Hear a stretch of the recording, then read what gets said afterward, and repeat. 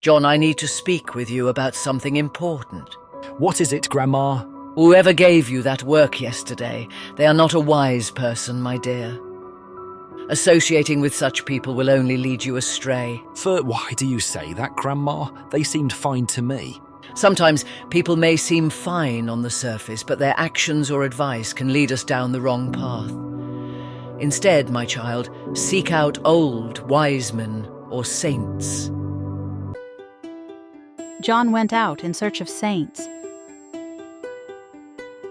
Finally, a saint. Grandma would be so proud of me. Oh, wise one, I have been searching far and wide to find someone as enlightened as you. Please accept me as your humble student. What? Did you say student? I'm just trying to figure out where lunch is coming from. A saint? Him? Oh, that's a good one, buddy. He's just a blind beggar. I've been helping him find his way around for years. You mean he's not a saint? But look at his robes and his peaceful expression. You've got quite the imagination. But hey, I'll tell you this. Serving him has taught me a lot about patience, hard work, and, finding the best street food. Well, I came here to learn. Can I serve him too? Maybe I can pick up some wisdom along the way. You're serious, aren't you? All right, tell you what. I was planning to quit anyway.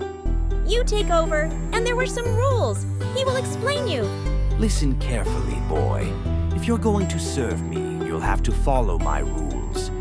First, we'll go house to beg. Since I'm blind, I use this stick to walk. I'll hold one end and you'll hold the other. You must guide me properly. There's a step, you say. Step. If there's water, say water. If there's any obstacle, let me know immediately. I can navigate on my own as long as you alert me in time. After we've finished begging, we'll find a place to sit and cook. You'll be responsible for cooking the food, cleaning the utensils, and putting everything back in the bag.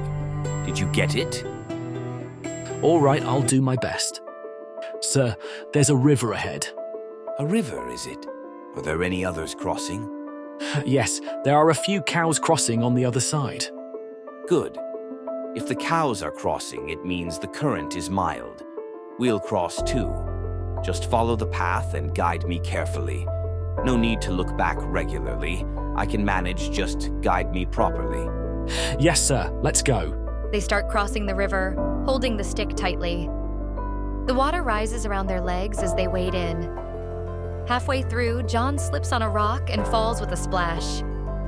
Suddenly, the beggar loses his footing as John's slip disrupts his balance. He stumbles and falls into the water. The strong current begins to sweep him away. The beggar's voice fades as the current carries him further away.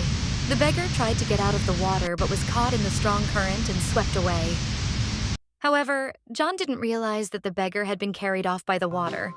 He kept talking, thinking the beggar was still with him. Everyone was laughing at John, but he didn't understand why. He ignored everyone and went to a house to beg. Could you please give us some food?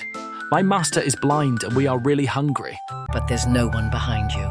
John was very confused about the beggar. He couldn't understand how he had vanished. He kept thinking about how he had been talking to him on the way to the village, even after crossing the river. He thought the beggar had disappeared suddenly and mistakenly believed he was a real saint. He started praying to his stick and believed it was a holy stick. On the other hand, the beggar was swept to the edge of the river. John was so happy and decided to go back home to share everything with his granny. On his way back, he saw the beggar and was both surprised and happy to see him. Hey, where did you go suddenly? I thought you had vanished. Oh, and here is your bag.